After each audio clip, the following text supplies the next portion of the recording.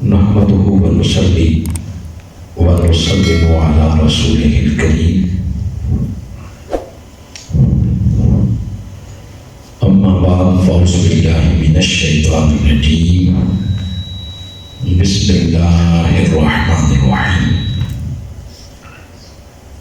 قال الله تعالى في القرآن الحكيم والتين والزيتون وطور سينين وهذا البلد الأمين لقد خلقنا الإنسان في أحسن تقويم صدق الله مولانا العظيم۔ آسن تقویم کا سمپل سادہ عام ایک معنی اگر کیا جائے تو وہ یہ ہے کہ چار قسموں کے ساتھ اللہ فرما رہا ہے کہ ہم نے انسان کو سونا بنایا ہے۔ کیا بنایا؟ ایک لفظ ہے سونا، وہ نہیں میں بول رہا ہوں، جس کا معنی ہے خوبصورتی۔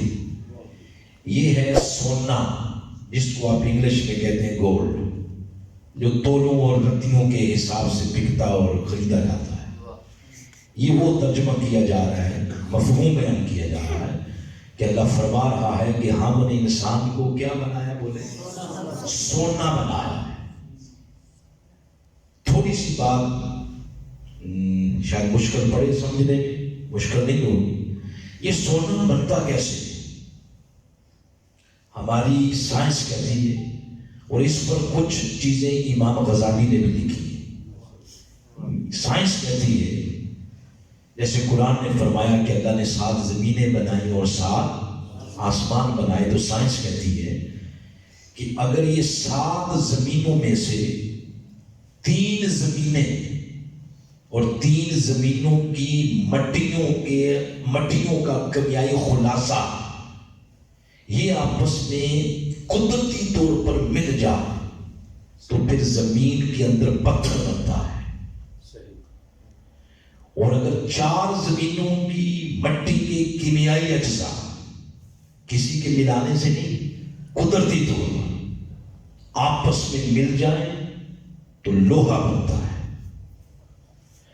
اور اگر 5 زمینوں کی مٹی کے کیمیائی اجزاء آپس میں قدرتی طور پر ملے تو تانبا بنتا ہے۔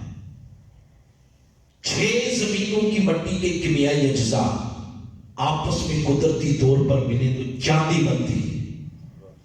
اور کل 7 زمینوں کی مٹیوں کے کیمیائی اجزاء جب آپس میں قدرتی طور پر ملتے ہیں تو تب جا کے سونا بنتا ہے۔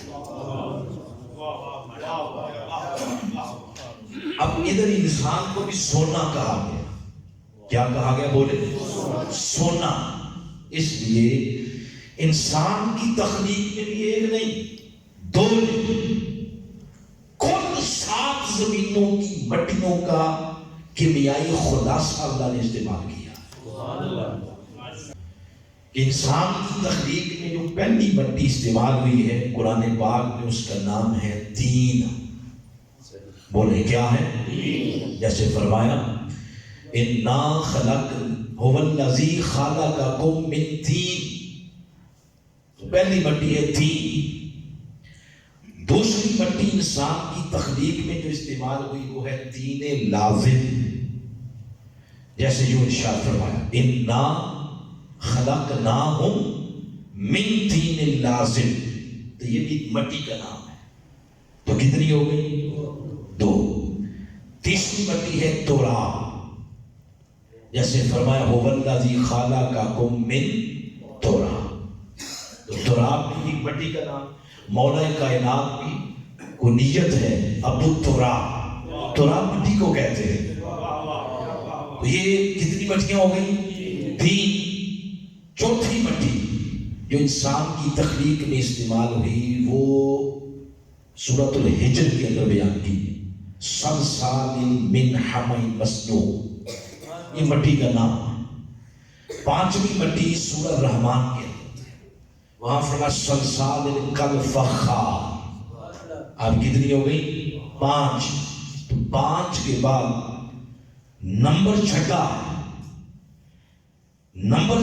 مگر جس مٹی کا ذکر کیا اللہ نے سورۃ المؤمنون کے اندر، وہ 7 زمینوں کا کیمیائی خلاصہ، اس کا نام ہے سلالہ، سین کے ساتھ کیا ہو گیا؟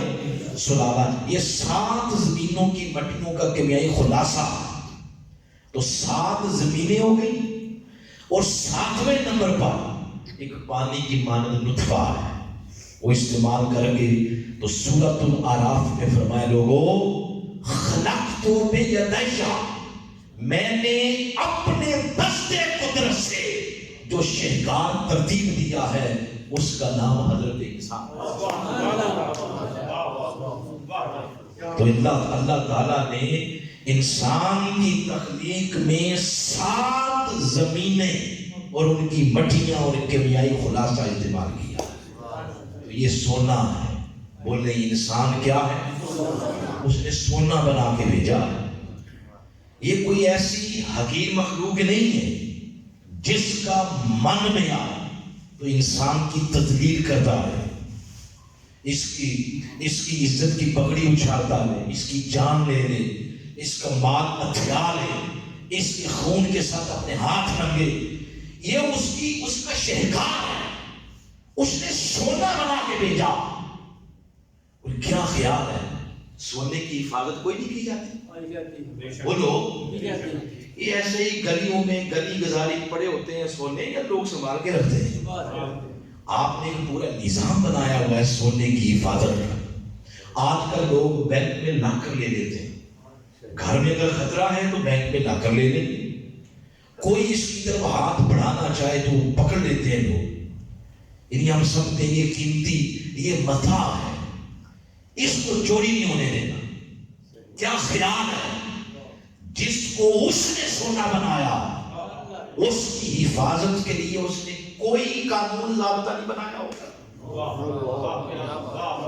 کبھی آپ قرآن پڑھیں، ایک مقام پر وہ فرماتا ہے خبردار کسی نے کسی کو قتل کیا تھا، اگر کسی نے کسی کو قتل کیا اس بدبخت نے پوری انسانیت کی جان لی۔ اور پھر فرمایا اگر کسی نے کسی کی جان بچا لی وہ خوش نصیب ہے، وہ سمجھ لے اس نے پوری انسانیت کو بچا لیا ہے۔ یہ کیا کیا جا رہا ہے؟ اس نے اپنے بنائے ہوئے سونے کی حفاظت کے لیے SOPs مقرر کر رہا ہے، باڑ لگا۔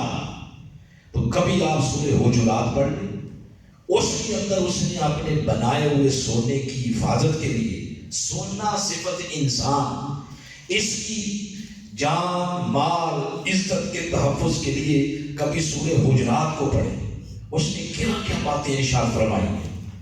سورہ حجرات کی آیت نمبر 9، ویسے تو اس میں حضور نبی اکرم صلی اللہ علیہ وسلم کا ادب بیان ہوا، اس میں پہلی 8 آیات کے اندر۔ اس کے بعد اس نے اپنے بنائے ہوئے سونے، یعنی سونا صفت انسان، اس کی جان، اس کا مال، اس کی عزت کے تحفظ کے لیے ایک بات یہ ارشاد فرمایا یا ایھا الذین آمنوا لا یسخر، خبردار کسی کا مذاق نہیں اڑانا، خبردار کوئی کسی کا مذاق اڑائے۔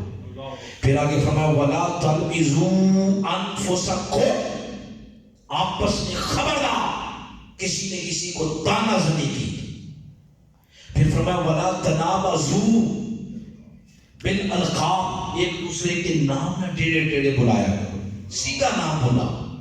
پھر اس کے بعد فرمایا یا ایھا الذین آمنوا اجتنبوا کثیرا من الظن، ایک دوسرے کے بارے میں گمان بھی اچھا رکھو۔ پھر آگے فرمایا ولا تجسسوا، نہ کسی کا عیب تلاش کرو، نہ کسی کا عیب آگے بیان کرو۔ پھر فرمایا ولا یغتب، غیبت بھی نہ کرو۔ گویا ہر وہ لفظ، ہر وہ حرف جس سے کسی کی عزت داؤ پہ رکھتی ہے، سونا صفت انسان کی عزت پہ حرف آتا ہے۔ اللہ نے ہر اس عادت، خصلت، حرف اور لفظ کے اوپر اللہ تعالیٰ نے بین لگا دیا، اس لیے کہ اس نے اس کو سونا بنا کے بھیجا۔ اور سونے کی حفاظت دیکھیں وہ کس طرح کر رہا ہے.